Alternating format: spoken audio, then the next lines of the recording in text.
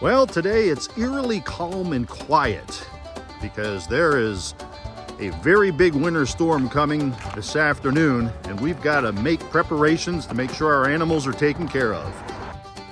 I don't know that I've ever done a video out of all the videos that I've done and posted about our chickens, and that's just one of our little portions of our livestock here on the farm that we take care of on a daily basis. So I guess we'll start by cleaning out the chicken coop. Doesn't that sound like fun? You should be happy you're just watching and not here helping. You've seen the tractor we call Old Blue, our big New Holland four-wheel drive with the loader. You've also seen Little Red, if you want to call her that, or it that. That's our International 886 that we mow with and we also spread manure with. Well, maybe you haven't seen our little putt-putt, our little diesel tractor. The only one that's small enough to keep inside, above the cows with our balers, our little Kubota. This thing's a little tank. So we've had this for a couple of years, and thankfully, just like the rest of our tractors, it's paid off. But unlike the rest of our tractors, we bought this little puppy new. This thing has been invaluable to us. She always starts because she's got glow plugs in her. That's where, when it's cold like this, where it's 18 degrees out, you turn the key backwards or forward. And when that orange light goes out, that means that everything in the engine is warmed up enough to ignite the diesel. And it saves us from having to plug it in like a lot of the older tractors.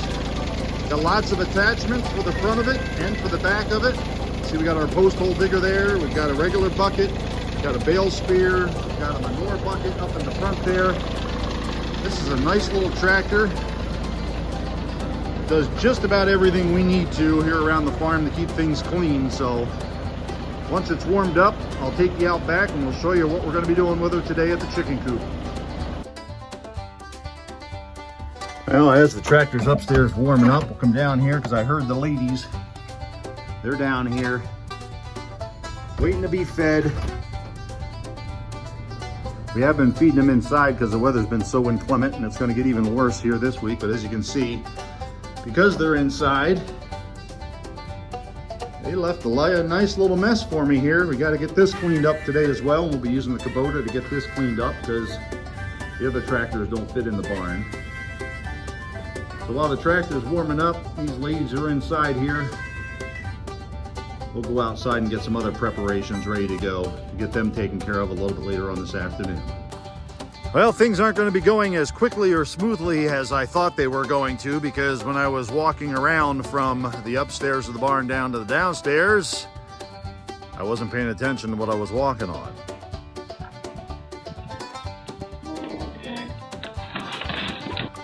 I already move slower than I like to when I have to get stuff done, especially when there's a weather crunch. It's probably about 9 o'clock already, which means I've got maybe 5-6 hours before this snow starts. Supposed to only get about 3 or 4 inches tonight, but that's enough to really slow things down. And then we have another storm coming on Monday afternoon, another one coming on Thursday, and then another one coming for next weekend. So that's why we got to try and get as much done today as possible. So we've got some treats. Those are just layer pellets with some black oil sunflower seeds. We're going to throw these out here for our layers. Keep them busy outside the coop here in their protective pen while I get their coop cleaned out so it's nice, dry, and clean for the coming storms. This is probably the smallest flock we've had in a long time. We were up to about, I don't know, 45, 50 layers at one time, back when we still had our little store open here on the farm, but we don't need that many eggs anymore. We're getting maybe 6 or 8 a day. And Mr. Rooster apparently doesn't want to come out because it's just a little chilly. Like I said, it's about 18 degrees out here now, but thank goodness there's no breeze today. So while these ladies are being distracted with some of this feed here, little treats, we'll go and flush out the rest of the chickens, the older hens and the rooster out of the barn so I can get this thing cleaned out for him. So there he is. There's Mr. Rooster. How you doing, buddy? You gonna take the rest of the ladies and go outside so I can get this cleaned out ahead of the storm? Huh? A little bit of frostbite there. And the lady's been picking on your chest again, but he's a good boy. He takes a good care of these ladies, and he doesn't bother us. Lets us get in there with him and come in and get the eggs, and then we'll see how cooperative he is if I can get him outside with the rest of the girls so I can get this coop cleaned out. Well, we've got the front portion here cleaned out, and you can see how thick this actually was, because all we've been doing is adding shavings to it for the last couple of months, but we're getting it cleared down to the bare floor.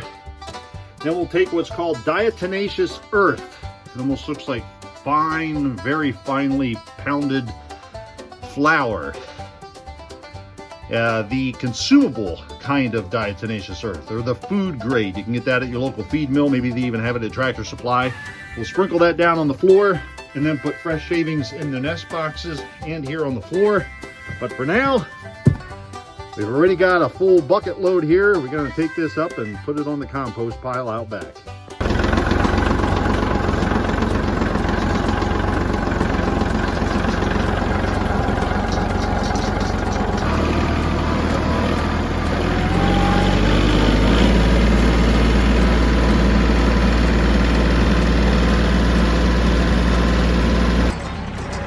You might not be able to hear me real well while I'm bouncing around here on the old Kubota, but you might be questioning why I'm putting pine shavings onto a compost pile. Because if you've ever researched and did a compost pile, you know that that can really screw up the pH. Well, when the basis of your compost pile is hay and pig poop, you could lose a little bit of pH adjustment. So that's why we're adding this bucket here to what we started with the stuff out of the pig pen.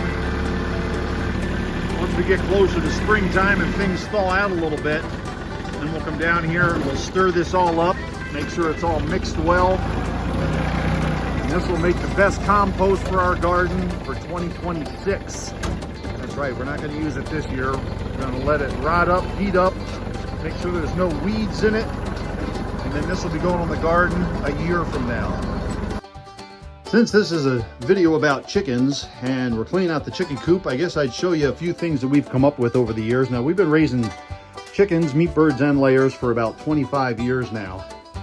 And we're still learning. Even with it being in the teens now, it might not look like it, but this is the best option we've come up with, although it's hard to keep clean and keep feathers out of, for keeping our chickens watered. A heater base. You can get these on Amazon or Tractor Supply, local feed store. Works on a thermostat. It's got a heating pad on the bottom inside of this that turns on to keep this from freezing. The whole thing from freezing. That way they always have water, which we replace every day, because you can see it's hard to keep where they drink out of clean. Another thing that's hard to keep clean is where we feed them.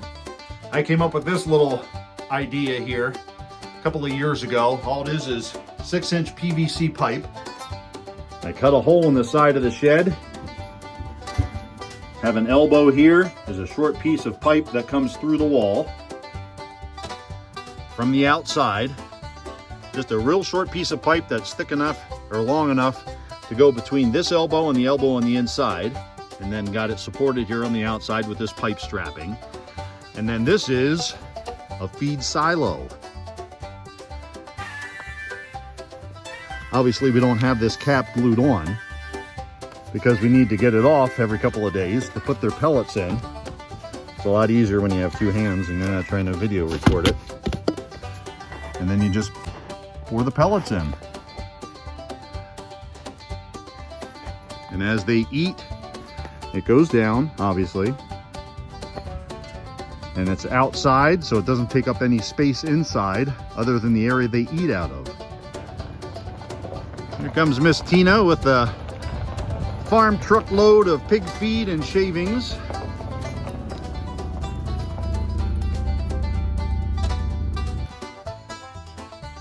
In addition to the heated water base that we have supplemental lighting in here for them as well. Because the days are shortened, we give them at least 12 hours of light inside the coop, since we don't have that many hours outside, and that helps to keep our egg production up. So this is on a timer. Goes on at 6 a.m., goes off at 6 p.m. And then we have a fence post that we normally run from here across to here. to give the older chickens a place to roost at night right underneath the heat lamp, just to help them out a little bit. Now, some of these hens that we have out here aren't necessarily laying anymore, but they're probably a good 5 to 6 years old, and every so often we'll get an egg out of them. But what we're getting now out of a flock of 13 hens and 1 rooster, about 6 to 8 eggs a day, is more than enough for our consumption. Now, as I had said, we're getting eggs every day, and it's a little bit early. It's not even noon yet, but we've got 1 in that nest, we've got 2 in that nest, we've got, oops, sorry, didn't mean to interrupt you, lady, as you were.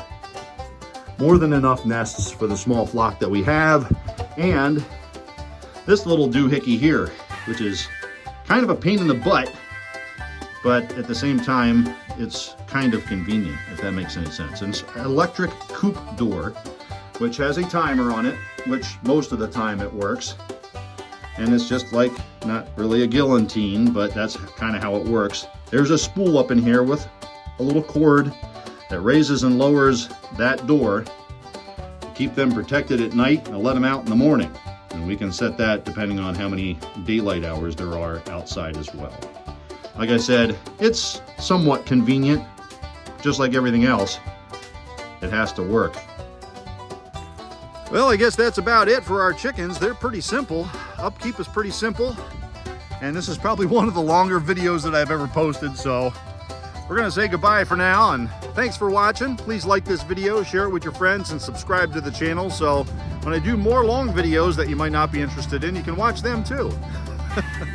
Have a great weekend, and hunker down. The storms are coming.